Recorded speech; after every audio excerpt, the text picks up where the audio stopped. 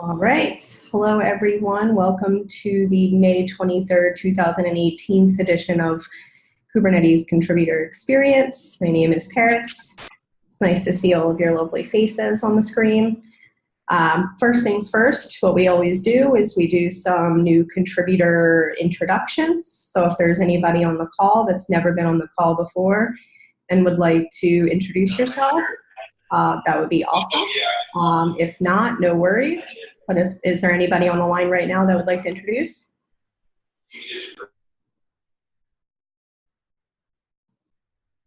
All right, so we're going to just head right into our agenda. All right, well, first things first, we usually always get a quick recap to make sure that the community meeting is ready and off to a good start for tomorrow. Are we good to go, everyone? Josh, I think we just cleared up your last hole with SIG storage. Right. Yeah, because SIG instrumentation isn't responding. Given that at least one of the leads isn't responding to my messages outside of the community meeting, I suspect that both of the leads are out of office this week. So we'll swap in storage and I'll move instrumentation to next week. Okay, cool. And we're not doing a CAP tomorrow, correct? We are not doing a CAP. However, next week is full, so I think you should just stick instrumentation at the end, like 6:28. Okay. I want to be cognizant of shifting the entire schedule down because there are some SIG leads that do pay attention when they go and are ready. So I don't want to shift them unless they have to, right? So if someone misses it, tack them towards the end. All right. And then, Josh, do we have graph of the week or do we not care about that this week? I haven't heard anything. We do not have a graph of the week. The one thing I could actually think of would be somebody could actually present one of the consolidated graphs that we have. So what we did was we took a bunch of graphs that were very similar and consolidated them into configurable graphs. But since I'm running the meeting and doing the 111 update. Yep. Do you want to ask Elsie? I'll ask myself also. I'll ask Elsie. Okay. All right. And then if Elsie doesn't want to do it, then we'll just can the graph of the week for this week. All right. And then, so first thing on our actual agenda is the CAP for the community meeting. It looks like, George, you probably already said that. Caleb's going to kick it off on May 31st. Did you want to add anything else to that? Yeah, we had a recurring community meeting thing before we move on to that. We don't have hosts for next week. Like, we're out of hosts, so we need to fill out the spreadsheet this week. All right. So we have no host next week, then you're down for the week after that, and then we have no host again. Tim Pep, you want to host again? I cannot next week, but later in June I definitely can. Okay. Just fill yourself out for whatever your availability is. Yeah, so we definitely need someone for next week. I can do it next week. I just don't necessarily want to be a broken record either. Yeah, I mean, I could go if it breaks it up, but just go. Okay. All right. And then does everyone know where the spreadsheet is if you want to volunteer to host the meeting? I'll go ahead. I'll toss that in SIG contributor experience, and then you can fill yourself in if you like. Yeah. Okay, cool. And Tim just tossed it in chat, so thanks. All right. And then the next item on the agenda is Kate Sport. Is there anyone here that has ever interfaced with Kate Sport before? I think Ryan's on the line. Ryan's like, I have. Ryan, do you want to give us a quick overview of Kate Sport for those that are not aware of what it is, and just at a high level, and then kind of what's going on with the current state? Sure. Real quick before I start, I probably should have jumped in at the introduce yourself phase. My name's Ryan Quackenbush. I am in charge of advocacy programs at Apprenda. And just a quick note, the background of Tim Pepper, that is a beautiful window. I just when he jumped up on the screen, I had him full screen and it was like, wow. Anyway, that aside. So the Katesport began about a year and change ago, year and a half ago, after a series of conversations with Sarah Novotny. And during those conversations, she and I were discussing needs of the community, and she was saying and I'm paraphrasing obviously, but something along the lines of the community lacked a way to track the individual contributions that were being made to the Kubernetes project across multiple sites and sources by individual members. And Apprenda had something in place at the time that did something very similar to what she was discussing. So we became, or at least I became, very excited when she was talking about this because I knew it was an area that I'd be able to help with. So it's based on a platform that's from a company called Influitive. Influitive's out of Toronto. And it's usually used for customer advocacy, gamification, that sort of thing, incentivizing your customers to participate, learn more about your organization, share about your organization, these sorts of things. We turned it in a unique use case to sort of gamify the Kubernetes community and designed a number of back-end integrations that would recognize the contributions that individual members were making at GitHub, for example, like if they were doing code commits or pull requests or logging issues, these sorts of things, and then automatically award them a certain number of points within the advocacy hub that we had created. In addition to that, you have, because Kubernetes is so technical and it's new and everybody wants to know all about it, question and answer sites like Stack Overflow, for example, are overwhelmed with the number of questions there versus the actual number of answers that were there. So one of the focuses of the Katesport was always to pose the questions that were unanswered in Stack Overflow within the advocacy hub that we had created, with the goal of not only pushing up the number of answered questions, but more importantly, maintaining it there. And in addition to that, there's different things like social amplification, because I curate, or I help curate. I see Caitlin's on the line, so I'll give her a nod of the head. I help curate Cube Weekly, and that gave us tremendous insights into as far as what kind of new blogs, content, demos, these sorts of things that are created every week, and then we would promote those within the hub itself. And you have also events were a huge focus of what we were doing, because Kubernetes, again, is geographically so spread out. It's on every continent. It's on multiple countries. Well, maybe not Antarctica or North Korea, but you get the point.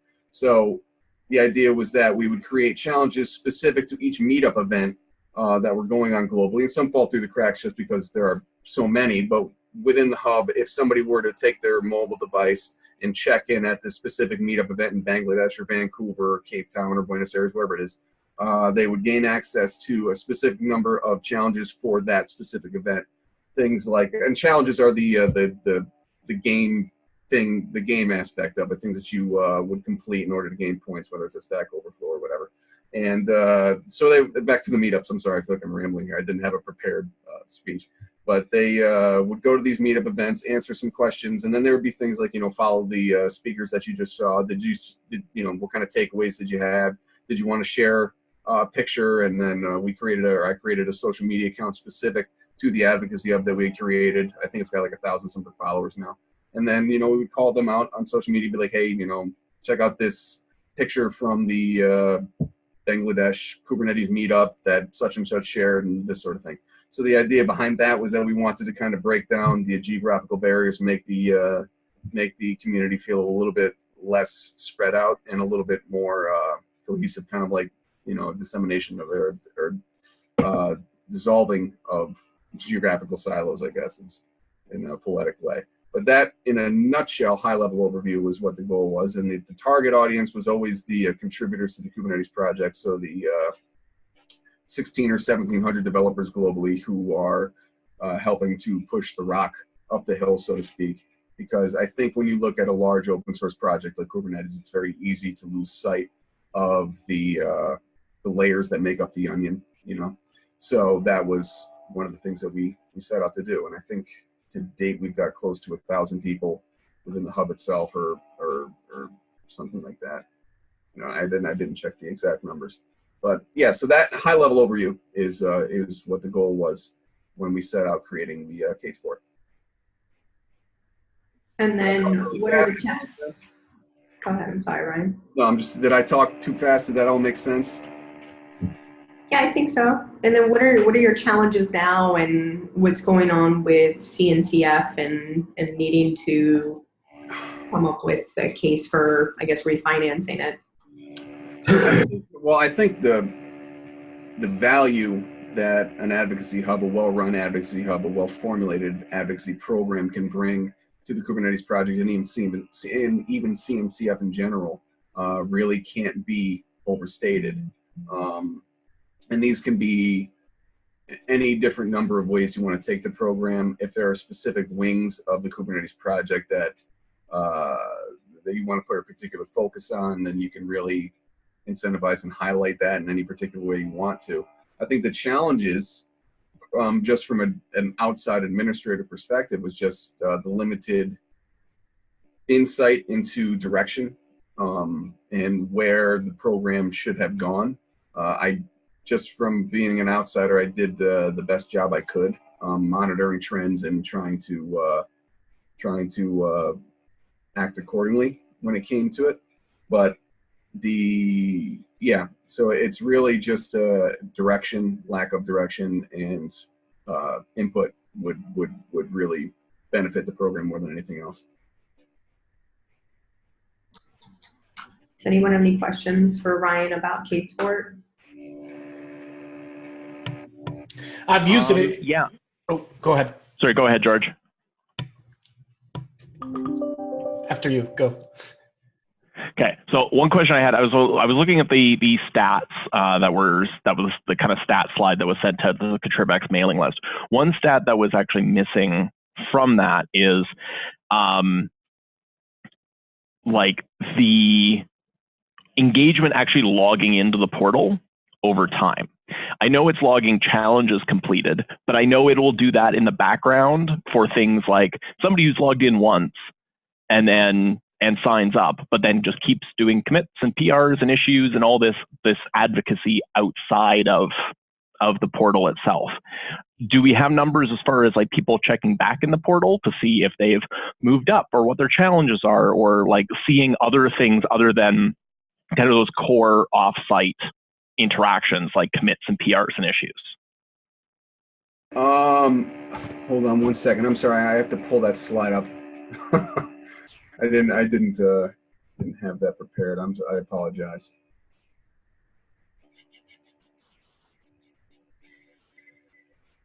As I'm trying to drag that up, I can say that that number can be available. That number can be tracked. That particular slide that I created several months ago obviously didn't do it. The one difficulty, and unfortunately there was really no way for me to track it, was the total number of questions that the hub was able to facilitate the answering of within Stack Overflow.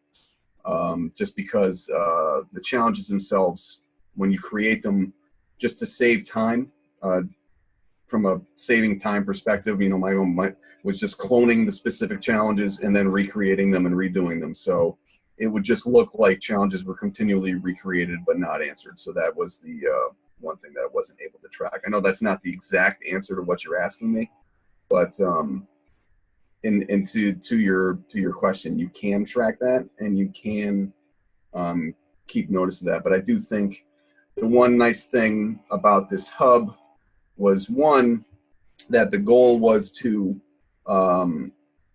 watch the individual contributions that individual members were making, and you can do that on the back end as an administrator. Not to, you're not looking to like capitalize on it or anything like that, but just to keep track of it, so that when people did come back, they would have a certain block of points or whatever, and we would be able to recognize that accordingly. And again, there would still be challenges within the hub for them to participate in. Well, that's what I'm interested in is are people actually going back to the hub and using this as a tool? Like, is this tool actually engaging people? Because we now, at the time that this was set up, we didn't have some of the other tooling that we have now. Like we have another tool called DevStats that we use to pull reports from GitHub's API and look in particular for GitHub interactions. commits, PRs, issues, and we can dive down more granularly there. We didn't have that kind of reporting at that point in time, I don't believe.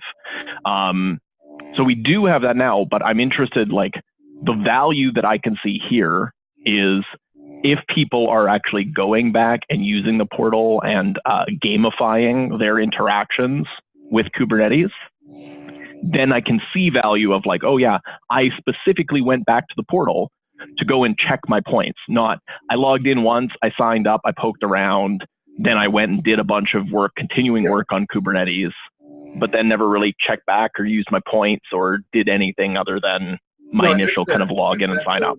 Yeah, that's a fair comment. Generally, what you see with advocacy programs is that it works in thirds, right? So you'll get, let's just say the hard number is 100. You have 100 people come and sign up. Of that, you're going to see a third of that, roughly 33, 34, who will come back on a regular basis, contribute to the project itself. And of that, you're going to get another third of that who are going to come back and do everything all the time, participate heavily, be the biggest champions, right?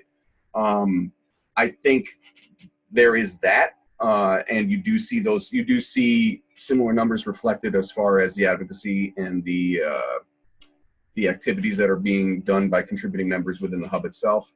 But the nice thing about this is the ability to, and I'm not sure what the other program is, but the nice thing here is that if somebody were to build up a certain number of points, for example, or do a certain number of projects within there that they build up the points, and you can build out a nice rewards catalog, and these can be anything from, like, you know, you cash in X number of points and you can be featured on stage at whatever events related to Kubernetes that you might want to participate in, personal development sort of things. You know, one-on-one time with certain people within the community could be an interesting reward-based thing. Obviously, you can do like the cash thing or the gift card thing, but you don't really need to do that. So I'm not sure the specifics of the other program that you designed, but really the advocacy program was specifically meant to one, track it, but also reward it. Does that make sense?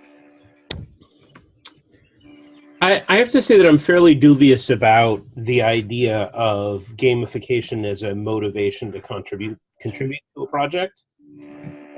Honestly, the best thing I could think of getting out of this would be, if we design the system correctly, possibly finding people to recognize who might not otherwise be visible. Exactly. Because their contributions are too diffused for them to be visible in one specific area. However, well, I'll say I'm dubious about gamification. The Fedora project, which I'm also involved with, has had this badge thing for years. Yep. They think very highly of. So there are obviously a lot of sort of differing opinions there. No, and I think honestly the hesitation or the hands up, so to speak, when it comes to gamification in general is not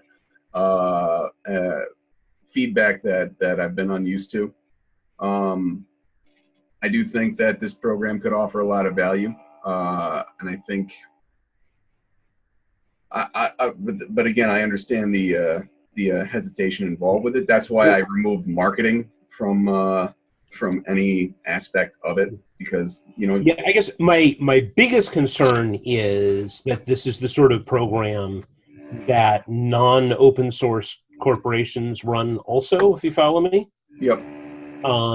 And I wouldn't want to give people new to the community the wrong impression if this was the first thing that they encountered. I'm not really sure how to do that. I'm not really sure either. I mean, one of the things I tried to do with this program, and again, it was only if people gave me the information willingly when they signed up for, you know, you get your username, you get your name, your first name, last name, email. Sometimes people would give me the organization that they worked for.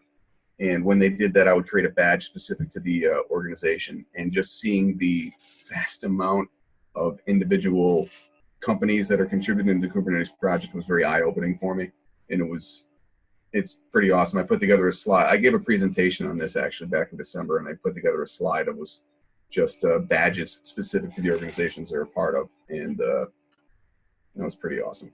But I'm not sure if I answered your question at all. Actually, I apologize about that. I have some feedback. So thanks for having this, because when I joined, it seemed like an easy way to like get started doing a bunch of stuff, and I actually did a bunch and did some challenges. I think I was trying to remember while we were talking why I don't really do it anymore, and I kind of feel like eventually I just kind of outgrew it, where it's like, okay, I know what I'm doing now. I don't need to do challenges. I could just go right to GitHub. So it might be worth considering, thinking about maybe it's more of an on-ramp thing for initial people than it is, useful for people who, by the time they're onboarded, they have like work to do. I haven't even logged in a while. So, that's just some kind of feedback there. It's like a good, okay, you're new here. Here are 15 things you can do that you have to do anyway, but we'll make it a little bit fun. Sure. And I did feel like at the time when I joined that it was very Stack Overflow heavy, because all the unanswered questions. And then I thought, you're like, what else could you possibly do? You know what I mean? So I don't know, maybe, being recognized and rewarded for your contributions, maybe we could do something like use the Stack Overflow API to kind of basically say, here are the top 10 users. So we do this on a community meeting. We find the top 10 users for that month. It generates for us, as opposed to doing that. So I just wanted to give you that feedback. It was really useful for me for getting started, but at some point I was like, okay, I'm here now. I know how to work. No, and I think that's, and again, if you were to continue contributing to the project, when you go back, you're still getting recognized for the contributions you're making with the public repository. But the integrations that we designed with this hub to be used at GitHub doesn't have to solely be used within the public repository for GitHub. It can really be used for any repository at GitHub and recognized or incentivized therein. But some of the nice things, as far as, you brought up Stack Overflow, for example, some of the nice things were like, because for some of the advocates, you have information about, where they are, who they are, and who they work for. If, for example, somebody was working at Red Hat on OpenShift or something like that, and there was a question related to Kubernetes and that specific project, I could send out a challenge notification of that specific Stack Overflow question to everybody within the hub who is associated with Red Hat, for example, and thus better ensure that question would become answered. So, I didn't even know you could do that. I thought it was just like an auto-generated thing. No. Unfortunately, That's cool. The APIs at GitHub were elastic to the point where it allowed us to do a lot of really cool things. But if we did the same thing with Stack Overflow's APIs that we did with GitHub, like when you sign up with your GitHub account, from that point forward, you're recognized for your contributions there. But with the Stack Overflow APIs, if you were to connect the hub with that, it would be anything you've ever answered anywhere at Stack Overflow, whether it had to do with Kubernetes or not. So it was just... and I think Stack Overflow recently, with some of the news that's coming out of there, they might be looking into redesigning some of the back-end stuff. I'm not really sure. But yeah, there's a lot of back-end things that you can do with the advocacy program and the advocacy hub in general that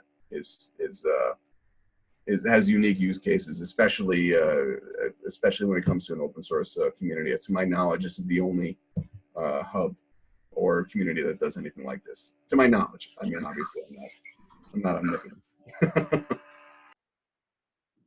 George, have you looked at the gamification options in Discourse?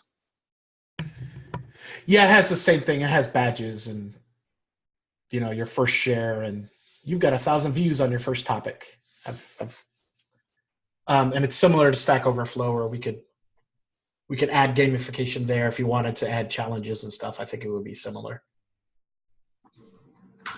I'm just wondering if there's a way where we could advertise our help wanted issues and surface up tasks and things that we really need, and also the Stack Overflow questions that need the most help. How does how does CadeSport identify challenges that actually have need versus just things that are open-ended?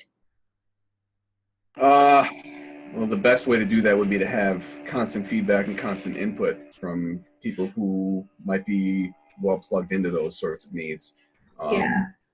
And honestly, branching this out and introducing additional administrators from different organizations in it, so it's not just one person.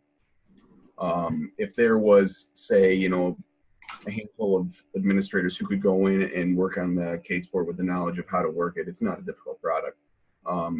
That obviously would benefit it because it would be different than looking through a single lens. So right now, it's really just a matter of it's an open-ended interpretation on our end as to how to do those things. But to your question, if you have high needs, yes, we can centrally feature things and we can target challenge notifications to specific individuals who are within the hub. You can pretty much and you can segment the groups within your hub in really almost infinite possibilities in different ways. So really targeted notification is a strength of the product. Does that make sense? Yeah, I think, and I'm wondering if that's something that we could do now. I mean, like I can give you a list of things that I think we could pull, like the example of like you could pull help wanted tags from the GitHub API. And I mean, that could be a start, and then maybe only do issues from Stack Overflow that have been open for like a longer than, I don't know, a week. And kind of start from there. I don't know. I fret that I feel like the community has outgrown the tool as is. I mean, just because like now we have about 12 points of entry into commitments, and commitments from a sense of like meetups or actual commits or something along those lines. And we've done a lot of work around the ramp up of new contributors. So that's why I'm wondering how we can make the tool work for us versus just let the tool continue. But at the same time, I personally don't have any time to commit to this.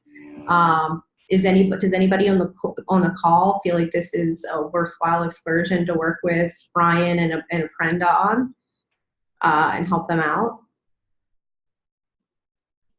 Yeah, I think this is also going to be the problem, Ryan. I think all of us are super swamped as well. I mean, I agree with George. George in chat said that it's neat, but he's full up this site. Yeah, like I appreciate what the tool did for me. I think it's really great and stuff, and I wish I had the time, but unfortunately, I can't commit to help. Yeah,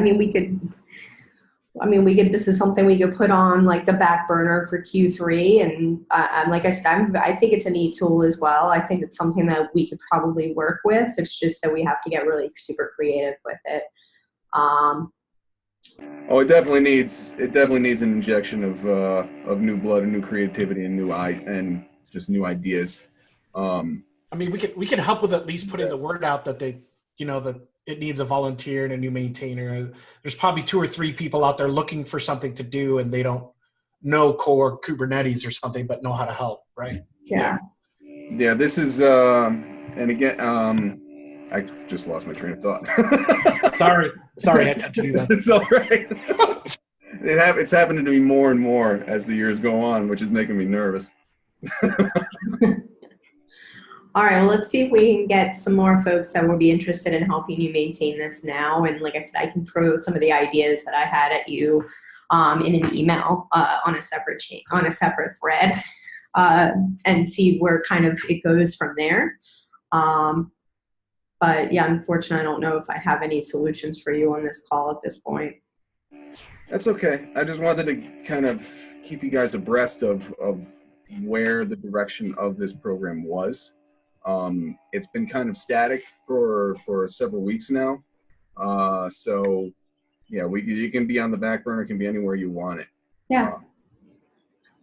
Okay. Well, like I said, I'll take those actions off the call, and then worst case scenario, we'll pick it up in Q3, and you have my word that I'll at least give it some attention in Q3. couple I pages. appreciate that. Sure. No, like I said, it's a neat tool for sure, and we appreciate all the help that you've provided. So thank you so much, Ryan and Brenda. Okay, I got actually. And Ryan, I also would still be very interested in those statistics as far as like recurring people coming back to the hub, because that to me will at least, even if we could see like if some insight into what George was mentioning of like, hey, I like started and I came back a few times, and even if it drops off but the contributions continue, like those kind of trends would be very interesting to see and would communicate the value of the tool. Yep.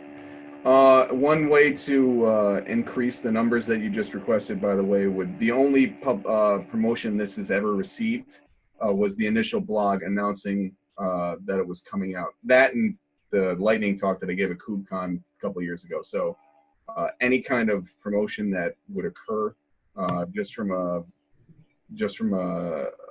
more public persona, say like, you know, the actual CNCF handle, for example, that would dramatically increase the engagement and retention numbers. Yeah. Maybe we can help each other out, and you can post on discuss.kubernetes.io, and then we could give each other challenges, I guess. All right. Thank you again, Ryan. And like I said, we'll take some actions offline. Okay. I got to drop off the call, guys. Thank you. Thank you. All right. Our next favorite topic as of late is GDPR.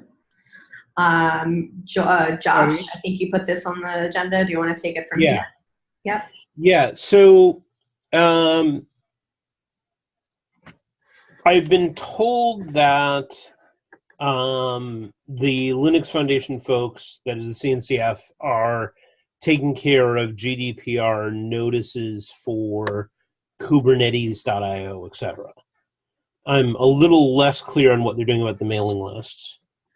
And on the agenda are a couple of sites that, as far as I know, nobody in the none of the CNCF staff are attending to at all. So for anybody who hasn't had to follow along with GDPR as part of their job, GDPR is the new European privacy regulation. By this Friday, May 25th, any kind of web service that has Europeans as users or customers is required to comply with it, or risk being blocked in the EU or having other legal action taken against it.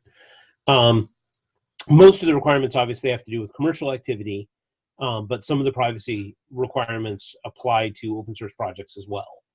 The biggest of which is pretty much every website needs to have a privacy statement. The privacy statement needs to have certain things in it, such as what data the website collects about users. And if you do collect any data about users, who users are to contact about seeing their data or deleting it. Two of the sites that I was actually looking at for us, where I kind of feel like it's where it's up to us to take some action to make that happen, are DevStats and discuss.kubernetes.io. There may be other things as well. I've been told that Kubernetes.io is just going to link to the new Linux Foundation privacy policy. And in any case, any further action on that would be up to the documentation group. So we need to do a couple of things. One is to get a privacy policy up on both Discuss and DevStats. And the second is part of the privacy policy to make some decisions about, for example, what we're going to do in the event of a delete my information request. To give you an example, from DevStats, it would obviously mess with the stats to delete somebody's information. To the point where, we would say that we're not going to do that. The question beyond that is, are we going to promise to anonymize people on request, which we can do? Or are we not going to do that? In the case of discuss.kubernetes.io, the same thing. Again, we have to decide is if somebody puts in a delete my stuff request. Well, the first question is whether or not somebody can actually already go in there and delete all of their own stuff using the interface. If that's the case, then we don't really need to make a decision because they're capable of doing that. If it's not the case, then the question is, are we going to say, hey, we'll delete all of somebody's something, even if that might include posts that many other people had commented on? So I actually looked this up because Alexis gave me a heads up before we even set this up that we needed to square it away. So with discourse, so I looked at the 4 things that we need to do. Let me just knock out the ones that are really easy. So the first one is users do have an option if they go to their little profile where they can delete all the data they've ever input to the system. So every post and stuff like that. That's one of the requirements. So check on that one. As far as deleting a user, we can do that. There is an anonymized button that allows us to take a person, let's say Paris, and it would change all of her posts to like anon1337 or something like that. And I feel from reading the GPDR thread from other discourse hosting people, I get the idea that is okay. I'm not a lawyer, and a lot of the stuff is like a bunch of Linux nerds trying to interpret legal documents, so I don't know. And then the last bit is the privacy policy. So I had a look at the Linux Foundation one, which takes into effect the 25th. That's how I knew that it was probably going to be right. We have the option of linking to that, which is what I'm currently doing now. So if you say, hey, what's the privacy policy on Discourse? It will take them to there. And as I read it, because they kind of wrote it generically, where it's like basically all of our mailing lists and a bunch of other stuff that we run is covered under this. So if we decide that that's okay, then we're good there. The only bit that we actually have to take care of is when someone signs up now, there's a checkbox that basically says, I explicitly accept this, and then it sends them to that privacy policy. Users have the option, and they have to have the option to turn that off anytime they want. So the only thing this would affect us, as far as I can tell with the features of the software that are available today, is Josh, the whole thing, we can SQL query through a whole bunch of stuff. We will have to take into account people who have opted out and make sure that we are not querying that information. But as far as everything I can tell, the flags and everything that I turned on yesterday. So what is it that they're opting out of? The data collection bit. Right, so the bit that says, you have other. So as far as I can understand, the stuff that's required to like run the service, like their email addresses and stuff like that, we could use. But like, if someone says no, I don't want to use my content, and they select no, and I'm posting about something. If you're doing a SQL query because you want to generate public graphs about stuff, and I've unchecked, you don't get to use my data. Right. And then I found the instructions that say this is the field that you need to check in your SQL query to ensure whether the user has allowed you to reuse this data in that. Okay. So if we're treating it as a GDPR field, then it has to be opt out by default. It is opt out by default. Which means that a lot of people are not going to check that just because they don't bother to read it. It does mean effectively getting stats out of Discourse is going to be pretty much useless. Yikes. I didn't write the law, man. No, I mean, I did notice when I looked for a lot of this stuff, it's like stuff has to be off by default. So right. No, if you're providing an option, it has to be off by default. Right. But we have to provide an option, right? Because the previous one was we would just get your data. Right. It is permissible, I know because we just went over this for Fedora, for you to say that you are going to aggregate data in a way that doesn't offer any personalized information and that the only way to opt out of that is to opt out of the service entirely. That is permissible under the law. We can make a policy decision on where we want to go. I just want to say, point out the obvious consequence of allowing people to specifically opt out of even aggregated reports means that we just can't do aggregated reports. Yeah, I mean, as far as I can tell, that seems like the only option, right? The box. We have to have the box and it can't be checked by default, right? We do not have to have the box, is what I'm saying. Oh. In other words, we can have a statement that says we will be running aggregated reports on user activity on this forum. Okay. It will not contain any personally identifying information.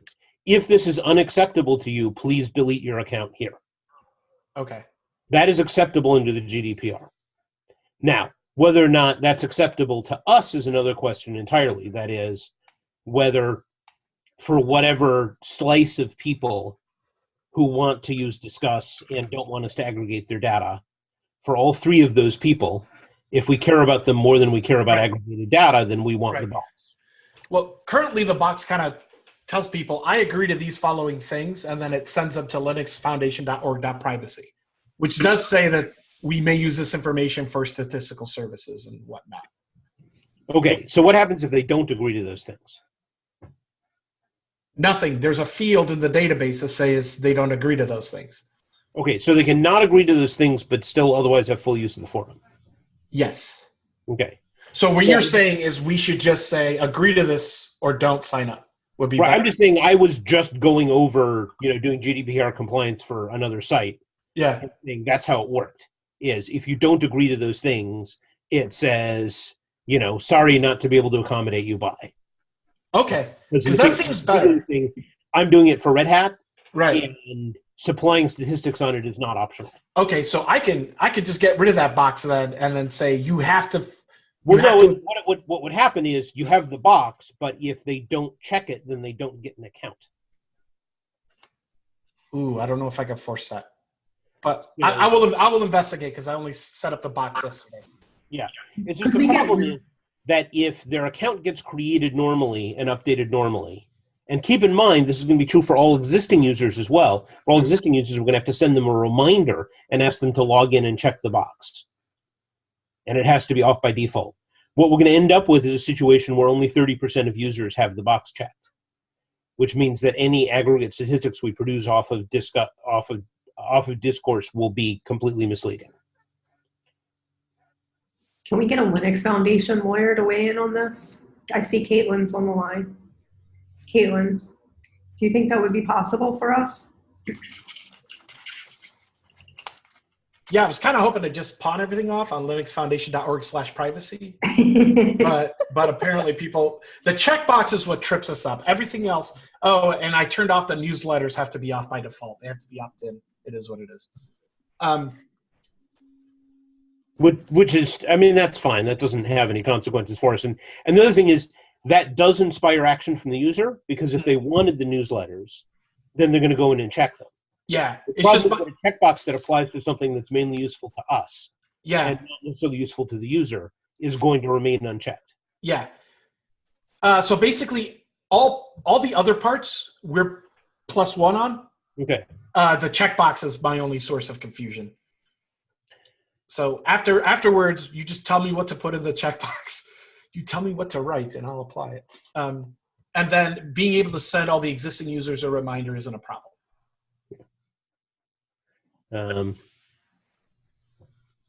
All right, so let's take this offline too and talk to Dan about Linux Foundation language to make sure that they don't want us to use something that we're not discussing right now.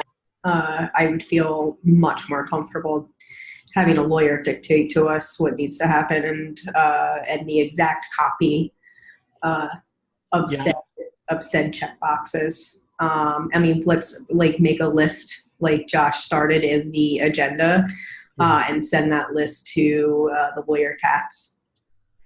Yay, lawyer cats. Yeah. Okay. All right. We'll do. So the one decision to make about dev stats is do we want to promise to anonymize somebody's data if they request it? We have the technical capability of doing so. The question is, because we can easily make a case under the GDPR for significant business interest in not doing so. And I know other open source projects have gone that route who have GitHub stats. What do? They just make it part of the CLA or something that it's like? Yeah, they have it in the privacy statement, and they say, in order to preserve, I mean, part of this is, it's a little bit different because DevStats is aggregated statistics only. For the other projects that I know that are doing this, they're dealing with not just aggregated statistics, but actual repo history.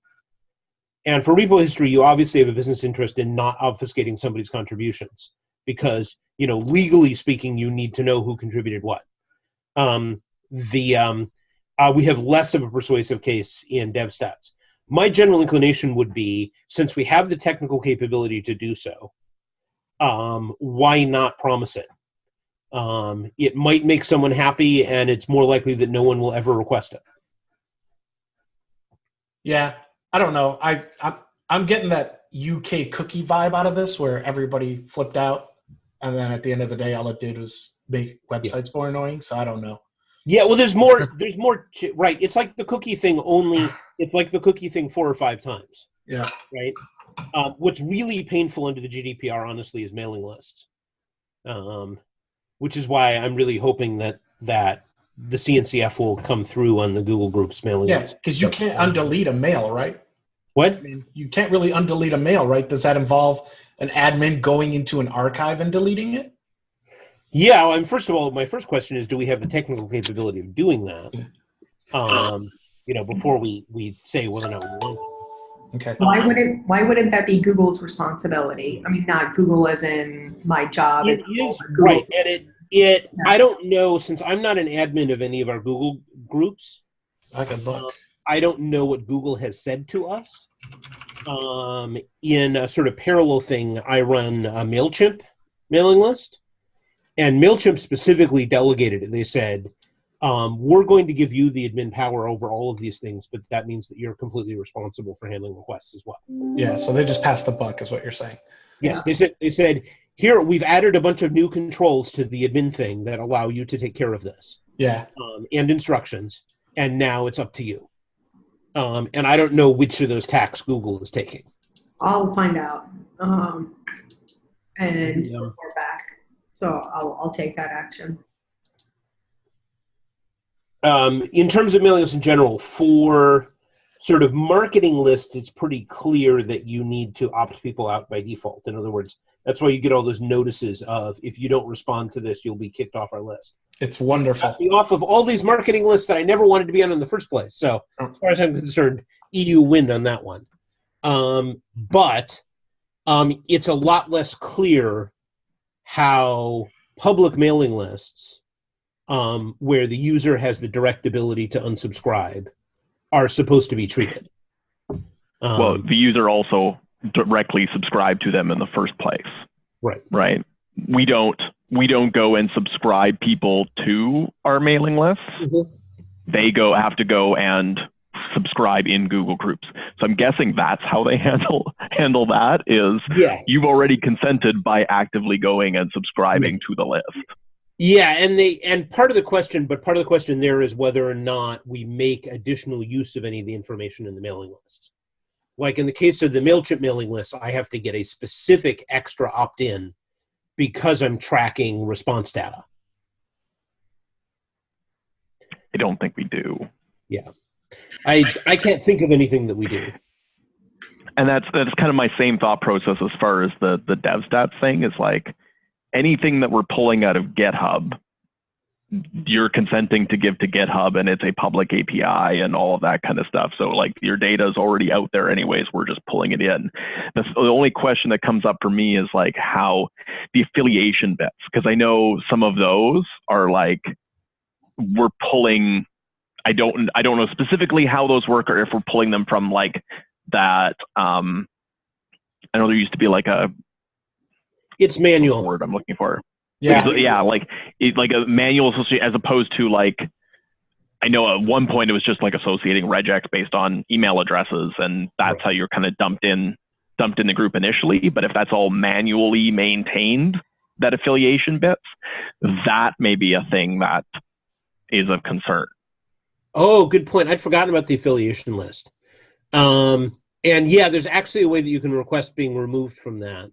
There's been before the GDPR, but most people don't know about it. By the way, if anybody's looking at those company affiliation stats, that is manually maintained and it's super lossy. So yeah, you have to fix your own stuff. Always regard those with caution. Mm-hmm. So yeah, so that is something that we'd have to add in as a specific proviso. So what I would see doing for dev stats is, specifically outlining whatever responses we will take to the right to removal.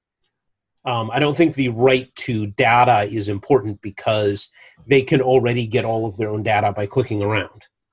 So it's only the right of removal. So whatever specific actions we're taking the right of removal, and then refer them to the LF privacy policy for everything else. Yeah, I agree. Let's wrap this up so we can end up on a happy note. Yeah. Yeah, no, we do. We have one more last agenda item, and I think it's a quick one. I know T. Pepper had to run, but he did put this security contacts information file in charter words on the agenda. There is a Kubernetes dev discussion going on about it. Christoph, I know you might know a little bit about this too. Do you just want to give us a really quick high level for folks on the call that don't know what's going on with this? Yeah, the product security team was originally looking to extend the owner's file definition to have a listing of the security contacts for a piece of the code. The key being, if there is a problem, the PST wants to scope who they pull in as part of their mandate. They want to scope who they pull in to developing the patch to as tight a group as possible, because they want to limit the scope of who could potentially violate the embargo. So they were originally looking at extending the owner's file definition. There was a little bit of pushback on that. We actually decided that a better route was to have a new file that is just scoped to the head of a repo called security contacts. The only information in there, like there's an example format, but the only key information is a GitHub user. There needs to be at least 2 GitHub contacts for a repo. Those contacts need to review and agree to the embargo policy ahead of time, so that when the product security team contacts them, if there is a security problem with a piece of code in their repo, that the security team knows, okay, I can divulge information to this person already because they have already agreed to the embargo policy and to be bound by the embargo policy, to just kind of shorten that loop of getting the right people involved with the product security team as quickly as possible, and being able to divulge that data from the PST, that they don't need to worry that they might be divulging data that the person cannot or would not keep private as part of the embargo policy. So it's pretty straightforward. There was a merge PR to community, and there was a merge PR to the template project for new projects. And now Jesse from the product security team is just kind of pushing everyone in a direction to make sure that all the repos in the Kubernetes org have a security contacts file. And then what about K community? Do we need to do anything there, or who are our contacts for the community repo? I think we can choose that. There isn't a lot of code in community. It's basically the docs generator. I can volunteer as a contact there. I don't know if anybody else wants to be a contact, but it's basically that docs generator is the only actually code we have in community that I think would have an issue, and that's not even part of core. I think the most important parts that they're looking for are things that are distributed as part of the release. Yeah. Quick question here.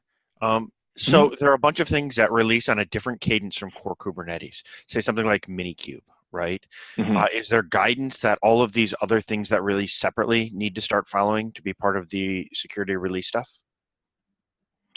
That is a great question for the product security team. I can't speak authoritatively for that. But I know this product security team's mandate is everything in the org. So anything that is officially part of Kubernetes, so including Minikube or Helm or anything like that, those are under the mandate of the product security team to like get in touch with the maintainers and try to fix. But the high level is they're most worried about core and what goes out as part of the core bundle. And it would be like, you know, if the Minikube or the Helm maintainers, it'd be mostly their responsibility to fix any security bugs. But having a security contacts file is definitely the good first step, that if something is reported as a security problem in Minikube or in Helm or in something else, that the PST knows how to reach out. Okay, yeah, if there's guidance for that, I do to gaps. We actually have a number of those independent things. We could start working on whatever that was. If there was some kind of documented guidance, I could point people to. Yeah, what I can do is I can point you to the information around the security contacts file. I think it's also in the meeting notes.